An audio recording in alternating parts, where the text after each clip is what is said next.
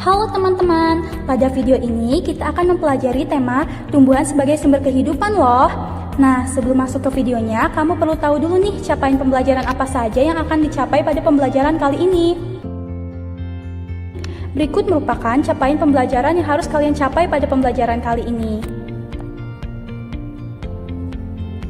Untuk mempelajari tema kali ini, kalian akan ditemani oleh Flora dan Fauzan. Yuk kita ikuti penjelasan dari Flora dan Fauzan. Halo semuanya, aku Flora. Dan aku Fauzan. Kali ini kita akan membahas materi dengan tema tumbuhan sebagai sumber kehidupan. Yuk kita pelajari tema ini bersama-sama. Teman-teman, apakah kalian tahu bahwa tanah yang kita pijak sekarang ini memiliki banyak sekali peran dalam kehidupan sehari-hari kita? Apakah kalian tahu apa peran tanah bagi kehidupan kita? Jadi, tanah adalah kulit bumi tempat tumbuhan hidup. Tanah mengandung mineral dan bahan organik bumi. Karena tanah mendukung kehidupan tumbuhan dengan menyediakan unsur hara dan air sekaligus sebagai penopang akar. Nah, dari pengertian tentang tanah tersebut, ternyata tanah memiliki banyak peran ya. Tanah yang berperan dalam kehidupan sehari-hari kita ini ternyata memiliki sifat fisika dan kimia loh. Apakah kalian tahu seperti apa sifat fisika dan kimia dari tanah? Yuk simak baik-baik mengenai sifat fisika dan kimia tanah.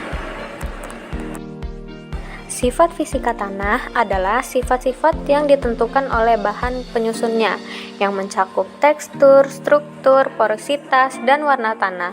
Tekstur tanah merupakan besar kecilnya ukuran partikel yang menyusun tanah.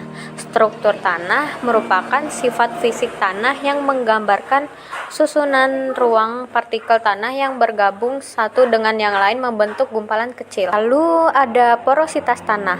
Porositas tanah adalah kemampuan tanah dalam menyerap air, sedangkan warna tanah adalah ciri yang paling mudah dikenali yang dipengaruhi oleh kandungan bahan organik. Sifat fisika tanah ternyata dipengaruhi oleh atom, ion, dan molekul loh. Yang pertama ada atom.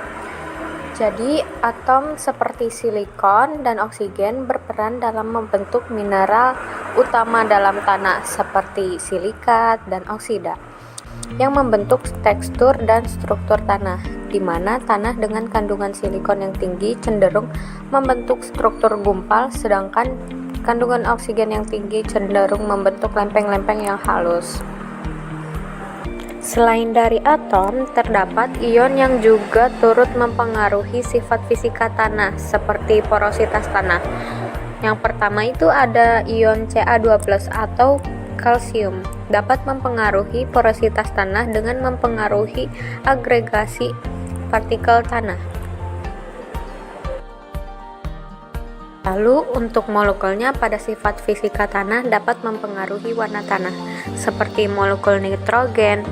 Tanah yang kaya akan nitrogen cenderung memiliki warna yang lebih hijau, serta pada molekul air dapat mempengaruhi warna tanah juga, di mana tanah yang warnanya gelap cenderung lembab dan lebih berair.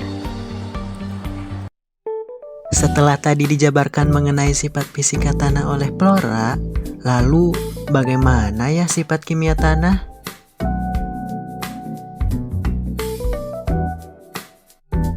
Jadi sifat kimia tanah itu adalah sifat yang tidak bisa diamati secara langsung, seperti unsur hara dan pH tanah.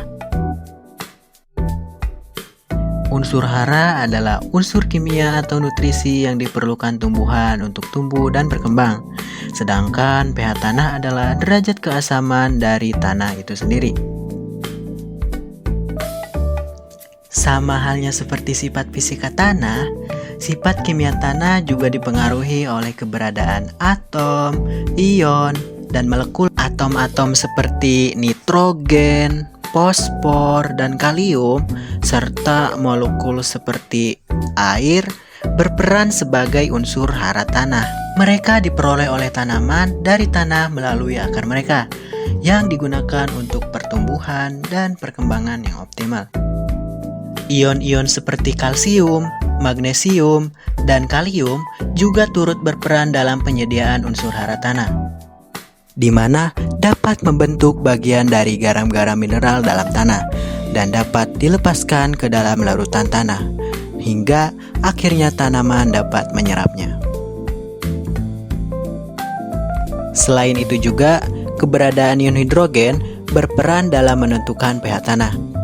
Konsentrasi ion hidrogen dalam larutan tanah menentukan apakah tanah tersebut bersifat asam, netral, atau basa.